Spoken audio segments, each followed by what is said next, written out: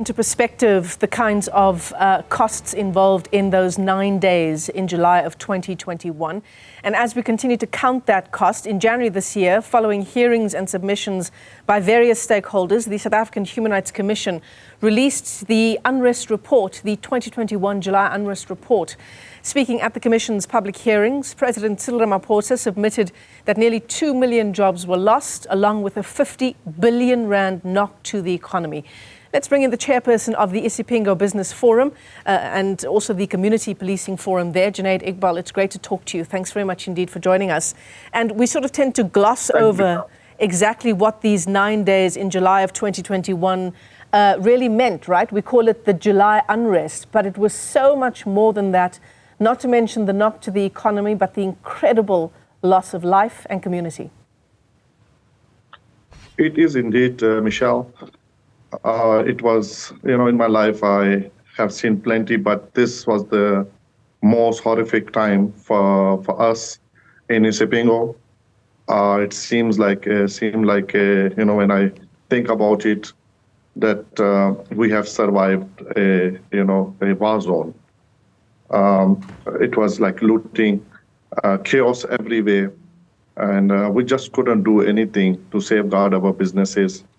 Whole of Isipingo is a very small town in south of Durban, and whole of Isipingo business district was destroyed.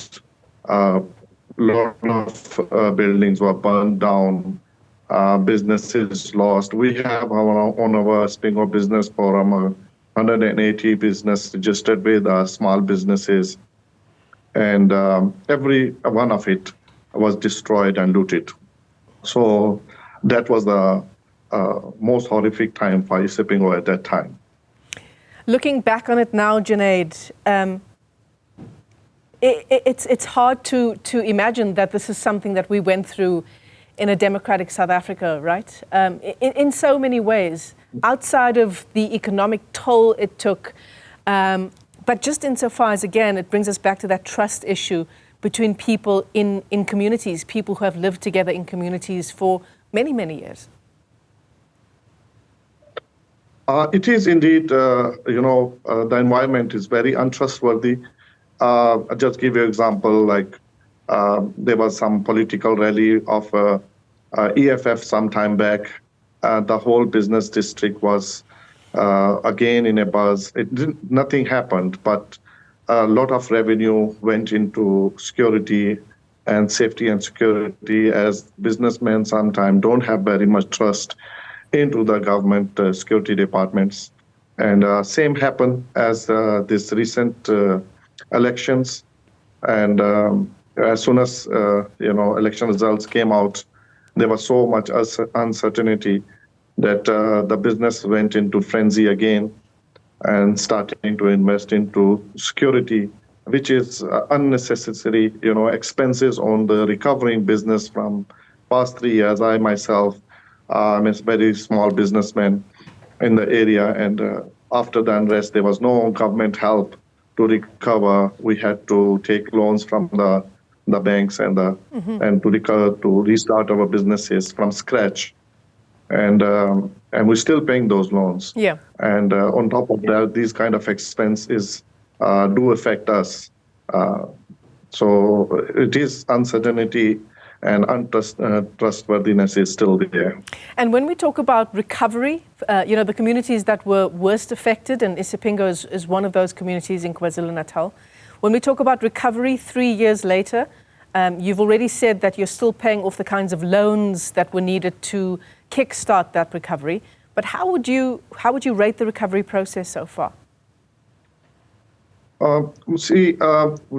Businesses who had something to, ask for loans to stand on, they had a good historic record, because I will talk about myself, and the many other were in the same situations where business was not only looted, actually our buildings was destroyed, as my personal business was burned down to the core, and rebuilding, restructuring the building, and starting off again. Very many businessmen were in the same situations, and it is still hard. We feel it very difficult, to survive day by day. But by God's grace, we are managing, and some businesses couldn't make it. I will say it, that businesses who are merely very small, and some of them completely closed down, and some new businesses came into the area, taking their places, and but a lot of losses was irrecoverable. And up till now, we can say that we cannot recover from that. We just have to move on and go in our next phase. In your particular community, how many jobs would you say were lost during that period? We got 180 small businesses registered with us. And if you look at it, almost 500 job losses we estimated at that time. And around 500 million in losses in Isipingo.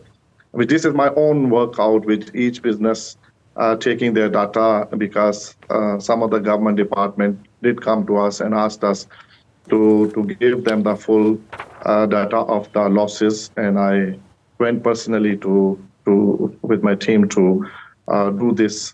And we estimated around 500 million loss in Isipingo in stock only. We're not talking about buildings burned down and other things. This was only stock theft and damages to the infrastructure of the shops. 500 million was, and around 500 jobs were lost at that time.